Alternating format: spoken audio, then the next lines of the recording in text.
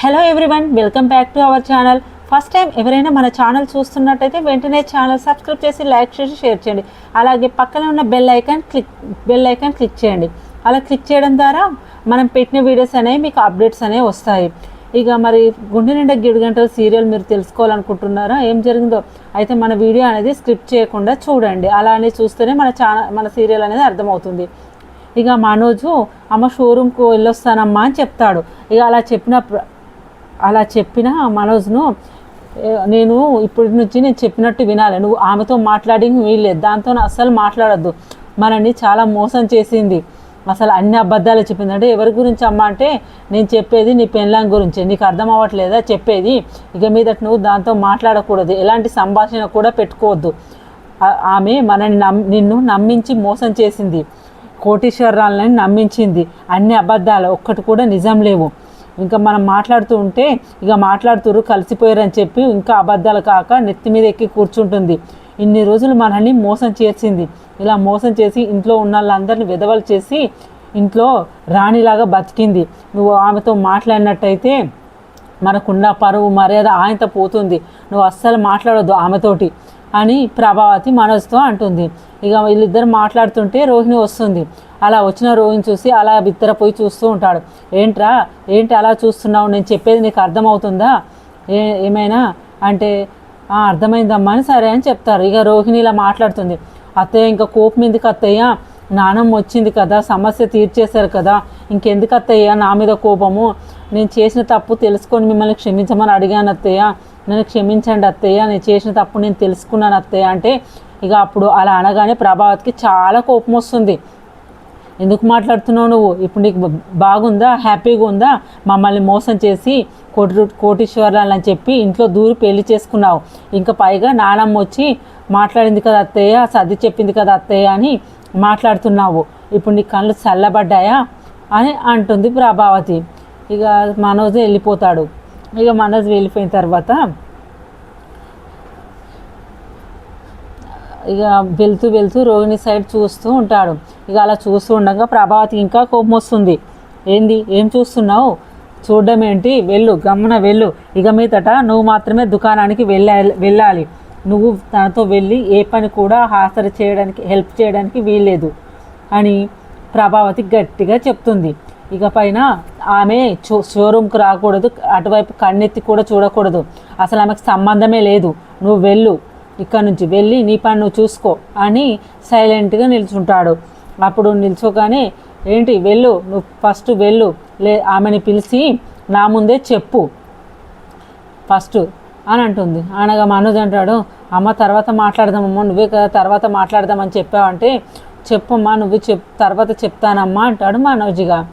అలా చెప్పి అంటుంటే ఇక అస్సలు ప్రభావతి అస్సలు వినదు, అదంతా కుదిరే ప్రసక్తి లేదు, ఫస్ట్ నువ్వు దానికి నా ముందే చెప్పాలి, నువ్వు చెప్పు ఫస్ట్, అసలు రావాల్సిన అవసరం లేదు, అసలు నీతో షోరూమ్కి రావాల్సిన పని లేదు, నీ రావాల్సిన అవసరం లేదు, ఇన్వాల్వ్ కావాల్సిన పని లేదు అనగానే సరే అని పిలుస్తాడు.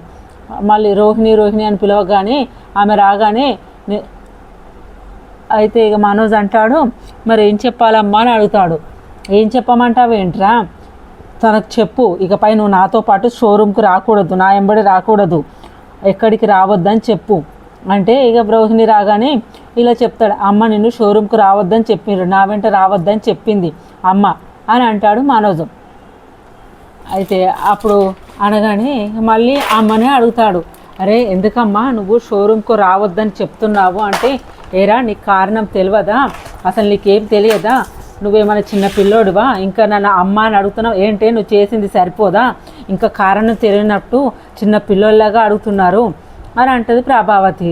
అప్పుడు ఇలా అంటుంది, మరి షోరూమ్కి సంబంధించిన లావాదేవీలు అన్నీ నాకు మాత్రమే తెలుసు, అవన్నీ నా ల్యాప్టాప్లో ఉన్నాయి, మరి నేను వెళ్ళకుంటే ఎలా అవుతుంది అంటే, మనోజ్ కూడా తెలుసు, వాడు కూడా చదువుకున్నాడు, చాలా చదువుకున్నాడేం కాదు, ఉన్నాయి కదా చాలా డిగ్రీలు తీసుకున్నాడు, అవన్నీ వాడికి కూడా తెలుసు, నేర్చుకుంటాడు అంటే చదువుకున్నాడు సరే, కానీ షోరూమ్ డాక్యుమెంట్స్ అకౌంట్స్ లావాదేవీలు తనకేం తెలియదు, ఎవరేమి ఇవ్వాలి మనం ఎవరికేమి ఇవ్వాలి అవన్నీ నేను చూసుకుంటాను అత్తయ్య, ఆయనకు తెలియదు అంటే బాగానే చెప్తున్నావు, ఏం తెలియదు నీ గురించి ఇక్కడ ఎవరికి కూడా ఏం తెలియదు, అసలు నువ్వేం చేస్తున్నావో కూడా మాకు ఇన్ని రోజులు తెలియదు కదా, ఇప్పుడు తెలిసింది కదా.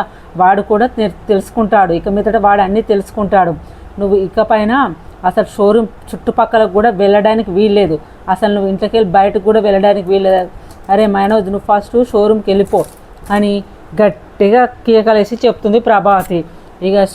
ఇక రోహిణి చాలా కోపంతో లోపలికి వెళ్ళిపోతుంది, రూమ్లోకి వెళ్ళిపోయి, ఏంది ఎవరు చేయని తప్పు నేను చేసినట్టు ఎంతగానో సీరియస్ అవుతున్నారు, ఆ షోరూమ్ నా వల్లనే అలా ఉంది, మొత్తానికి నా వల్లనే ఆ స్థాయికి వచ్చింది అని రోహిణి అంటుంది. ఇక మీనా అంటుంది ఇలా, రోహిణి ఏదో పొరపాటున మనోజ్ను దక్కించుకోవడం కోసమే తప్పు చేసింది, ఉదయం నుంచి కనీసం మంచినీళ్ళు కూడా ముట్టలేదు రోహిణి అని. ఇక మీనాకు జాలనిపించి ఇక రోహిణి గది వైపు పోతుంది. ఇక మీనా అలా వెళ్ళిన రోహిణికి అక్కడ ఫోన్ వస్తుంది, సుగుణమ్మ ఫోన్ చేస్తుంది. అప్పుడు రోహిణి అంటుంది, అమ్మ చెప్పమ్మా ఏంటి అంటే, ఎలా ఉన్నావు రోహిణి అంటే, ఎందుకమ్మా మళ్ళీ కాల్ చేస్తున్నావు, ఎందుకు కాల్ చేస్తున్నావు చెప్పంటే, నువ్వు కాల్ చేస్తావని నేను ఇప్పటి వరకు వెయిట్ చేశాను, కానీ నీ దగ్గర నుంచి నాకు ఒక్కసారి కూడా ఫోన్ రాలేదు, నీ ఫోన్ కోసమే ఎదురు చూస్తున్నా అంటే, ఫోన్ ఏం చేయాలి, నా టైం అసలే బాగలేదు, ఇంట్లో అందరూ నా పైన చాలా కోపంతో ఉన్నారు, అసలు అందరూ చాలా కోపంగా ఉన్నారు అంటే, ఎందుకు ఎదురు చూడనమ్మా, ఈరోజు నా బర్త్డే, నువ్వు ఫోన్ చేస్తావని నేను చాలా ఎదురు చూస్తూ ఉన్నాను, మరి నిన్ను అందుకే చూస్తున్నాను అని అంటుంది ఇక సుగుణమ్మ. ఇక ఇలా మీనా వింటూ ఉంటుంది, ఇక వాళ్ళ ముచ్చట్లనే మీనా వింటుంది. ఇక మరి అప్కమింగ్ ఎపిసోడ్లో ఏం జరుగుతుంది, మరి సుగుణమ్మ రోహిణి ఏం మాట్లాడుకుంటారు, బర్త్డే విషెస్ చేసి మరి రోహిణి సుగుణమ్మతో ఏం మాట్లాడుతుంది, మరి ఏం కథ, మరి రోహిణిని ప్రభావతి క్షమిస్తుందా, మరి ఏ విధంగా జరుగుతుంది, మరి షోరూమ్ కూడా వెళ్ళొద్దన్నది, మరి కోపం ఎన్ని రోజులు ఉంటుంది, మరి రోహిణి మళ్ళీ తన తప్పు తను తెలుసుకొని మళ్ళీ క్షమాపణ కోరుతుందా, మరి తెలుసుకోవాలంటే మన ఛానల్ వెంటనే సబ్స్క్రైబ్ చేయండి, లైక్ చేయండి, షేర్ చేయండి, వెంటనే నోటిఫికేషన్ పైన క్లిక్ చేయండి. Thank you for watching our videos friends. Thank you.